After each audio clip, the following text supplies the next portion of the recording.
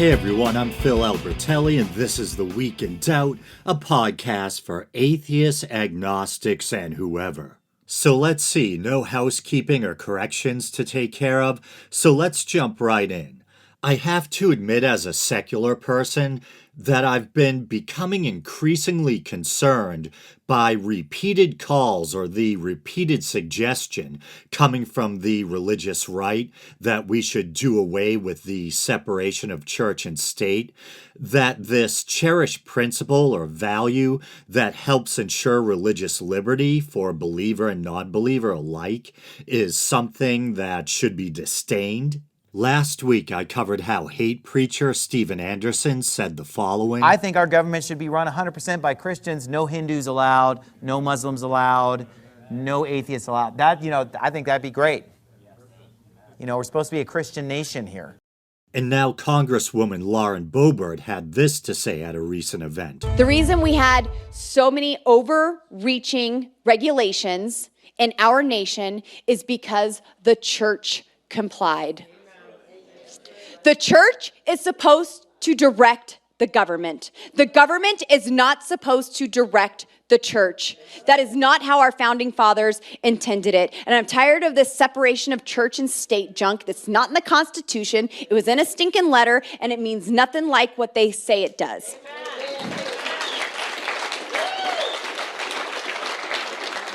And I don't know what's scarier, the comment itself or the fact that it was met with such fervent applause. But she says the church is supposed to direct the government. The government's not supposed to direct the church. First of all, whose church? The Catholic Church? Do they want the Pope directing the U.S. government? I doubt it. These anti-separation of church and state types are usually evangelical fundamentalists, and I believe Boebert herself is an evangelical. So whose church is going to direct the government? Are we talking about an evangelical theocracy? Scary stuff. But the one isn't supposed to direct the other. That's the point of the Establishment Clause. The Establishment and Free Exercise Clauses of the First Amendment together state, Congress shall make no law respecting an establishment of religion or prohibiting the free exercise thereof. It's funny how they think the Second Amendment is sacrosanct. You can't even think of touching it. But the Establishment Clause of the First Amendment, that one stands in the way of our theocracy. Get rid of it. And she says it's not even in the Constitution, it's just in some stinking letter. The quote-unquote stinking letter she's talking about is probably the one Thomas Jefferson wrote to the Danbury Baptist Church Association in 1802. Actually, I think there were, or was, not sure of the proper grammar there, a series of letters, so the correspondence could have gone back even further or earlier, but this specific letter, I believe, was penned in 1802. But he wrote, believing with you that religion is a matter which lies solely between man and his God, that he owes account to none other for his faith or his worship, that the legitimate powers of government reach actions only and not opinions, I contemplate with sovereign reverence that act of the whole American people, which declared that their legislature should make no law respecting an establishment of religion, or prohibiting the free exercise thereof, thus building a wall of separation between church and state. And I believe the point of the letter was Jefferson was trying to reassure the Baptists that they didn't have to worry about some government-established form of Christianity being imposed on them or interfering with their particular form of worship. So once again, separation of church and state is there to protect and ensure freedom of religion. How did we go from the founding fathers, educated men of reason who espoused Enlightenment values, to the likes of Lauren Boebert and Marjorie Taylor Greene? Scary. And I know scary is kind of the word of the day here. Maybe I should make it the drinking game word of the week. Drink up as long as you're not driving. Okay. And actually, one of her fellow Republicans, Adam Kinzinger, I believe it is, came forward and condemned her comments, kind of calling for the end of the separation of church and state. And he referred to her and her ilk as the American Taliban. And I think he's also a member of the January 6th committee. And I think it just recently broke that supposedly he's been inundated with death threats because of his involvement with said committee. But from one story of the encroachment of religion on personal freedom to another, here's a story from NBC News. It's dated June 29th and it's entitled, North Carolina Workers Sue Company They Say Fired Them for Refusing to Pray at Work. You have to participate, the owner said, according to a federal discrimination lawsuit filed this week. Two former employees of a North Carolina contracting company who say they were fired for refusing to take part in the firm's daily cult-like Christian prayer meetings have filed a federal discrimination lawsuit. John McGaha, I think it is, and Mackenzie Saunders said in a lawsuit filed Monday that the owner of Aurora Pro Services quote-unquote, created a hostile work environment based on religion and openly threatened to fire workers who didn't attend the sessions. You have to participate, the owner said, according to McGaha, and that name is spelled M-C-G-A-H-A in the lawsuit. If you do not participate, that is okay. You don't have to work here. You are getting paid to be here. Saunders said in the lawsuit that the prayer meetings, in quotes, lasted nearly an hour during which defendant's owner would pray and recite scripture from the Bible. Ms. Saunders describes the behavior as ranting, the lawsuit states. Ms. Saunders began to feel as though the meetings became cult-like after the owner required everyone to recite the Catholic version of the Lord's Prayer in unison. The lawsuit was filed in U.S. District Court in Greensboro, North Carolina, the same day the U.S. Supreme Court ruled that a high school football coach in Washington state who knelt and prayed on the field after games was protected by the Constitution. The complaint, which identifies the company as the defendant, does not name the owner, Public Records, LinkedIn, and an operator at Aurora Pro Service identified the owner as Oscar D. Lopez, age 40. And I'll skip down a bit. The company website does not explicitly say one has to be Christian to work there, but it does say that, quote unquote, the solution can always be found in the Lord.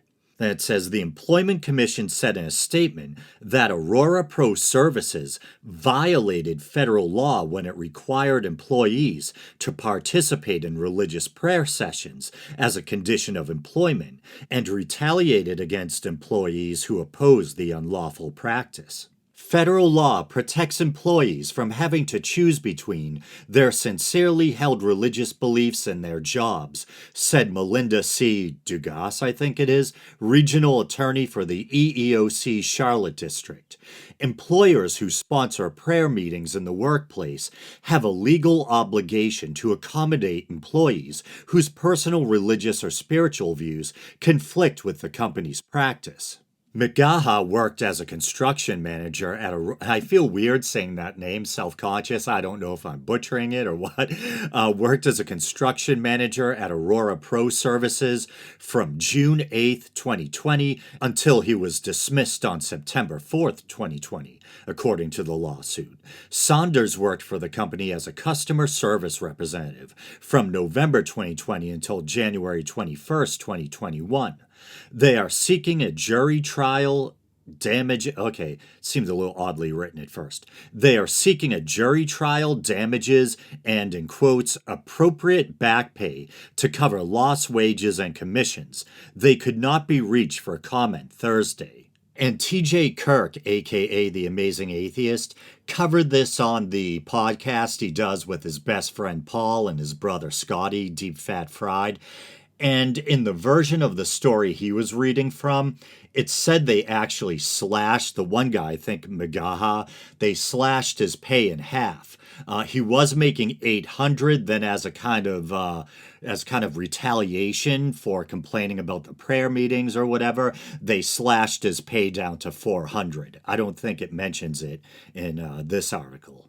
But continues, in the complaint, Magaha identified himself as atheist, and Saunders said she was agnostic. They said they were required to take part in quote unquote mandatory prayer meetings, where employees stood in a circle while the owner and others read scripture and Christian devotionals. I shouldn't be laughing, but it's like, it'd be a horrible situation to be in, this forced prayer group. But at the same time, it's just so ludicrous. I'm imagining myself in that position. I can't help laughing. And this is kind of passive aggressive. Prayers were sometimes requested and offered for poor performing employees who were identified by name, the complaint states. Magaha said in the complaint that he, in quotes, initially attended the prayer meetings, but as the meetings grew more religious in nature and longer in duration, they became less tolerable. On one occasion, the owner asked Mr. Magaha to lead the Christian prayer, the complaint states. Magaha said he declined and later, privately, asked the owner to be excused from attending portions of the daily prayer meetings that pertained to religion because it conflicted with his personal religious beliefs. The request, the complaint states, was denied, and Magaha said the owner told him it would be in his, in quotes, best interest to attend the prayer meetings. Magaha said in the complaint that the owner later cut his pay by half when he continued objecting. Okay, so it does mention that. Saunders said in the complaint that she was fired after she refused to attend prayer meetings. The owner told Miss Saunders she was being discharged because she was not a good fit for the company, the complaint states. So that employer is just totally out of control. Not only is what he's doing illegal, it's also just, unethical, inconsiderate, to say the least. Taking people that rely on you for a paycheck and trying to hold them captive and trying to force them to conform to your beliefs. It's monstrous in a way. And I hope there's consequences. I hope there's some kind of federal legal penalty that he's going to have to face. And I hope the former employees win their suits. And I just wanted to quickly add, and here I'm reading from the EEOC's government website. Title VII of the Civil Rights Act of 1964 prohibits employers from discriminating against individuals because of their religion or lack of religious belief in hiring, firing, or any other terms and conditions of employment. Okay, so one more story, and a really good friend actually brought this one to my attention. It's about a church in Nigeria where they were waiting for the second coming, and when it didn't pass by the date predicted, they moved the date up and held the parishioners captive. Completely crazy. But it's from the BBC, and it's dated 3 days ago, and it's entitled, Dozens of Nigerians Freed from Church Awaiting Second Coming in Ondo, I think it is, Ondo. Police in Nigeria have rescued 77 people, including children, from a church where they were confined in the southwestern state of Ondo. Some of them are believed to have been there for months. A police spokesman said many of them had been told to expect the second coming of Jesus Christ in April and had abandoned school to witness the event. The raid came after a mother complained her children were missing, and she thought they were in the church. Police say they are investigating suspected mass abduction after the raid on the Whole Bible Believers Church in the Valentino area of Ondo Town. The pastor of the Pentecostal church, David Anafowashi, or I'm probably butchering that, and his deputy have been arrested, while the victims have been taken into the care of the authorities. And here's a quote: "Preliminary investigation revealed that one pastor, Josiah Peter Asamosa, an assistant pastor in the church, was the one who told the members that rapture will take place in April, not the rapture, that rapture, but later said it has been changed to September 2022 and told the young members to obey only their parents in the Lord," said police press officer Funmolayo Undolami. I'm terrible with foreign names and I'm trying my best. And foreign's all relative. They'd probably have trouble with Albertelli. Anyway, in all, police rescued 26 children, 8 teenagers, and 43 adults, she added. The second coming is a Christian belief in the return of Jesus Christ after his biblical ascension to heaven. No duh. Rapture. I feel weird. It keeps saying rapture instead of the rapture. Rapture is the idea that Christian believers will be taken to heaven at the second coming. Rapture is actually the name of a really good Blondie song. Has anyone been watching the most recent season of The Boys? The character Soldier Boy performs Rapture on Solid Gold in it.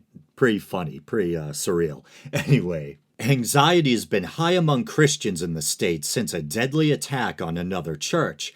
At least 50 people were killed in a mass shooting, guess it's not just the US, and bomb attack at St. Francis Catholic Church in the town of Owa on 6 June. Federal authorities suspect the Islamic State West Africa province of carrying out the massacre. Christian and Muslim fundamentalism all in the same story.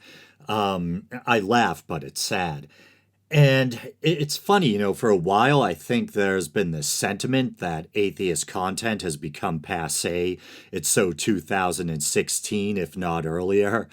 But I've been realizing recently just how much I think we still need atheist content, how much we still need voices of reason and skepticism out there, and people calling fundamentalists on their BS. Anyway, with that being said, I guess I'll call this episode a wrap. As always, thank you for listening. You guys know the drill. You can like the Facebook page. You can follow the show on Twitter, even though I'm not on there much. You can check out the YouTube channel. Maybe you're doing that now. And if you'd like to help the show out financially, you can go to patreon.com/theweekindoubt and help support what I do here for as little as 99 cents a month. All right, brothers and sisters, until next time.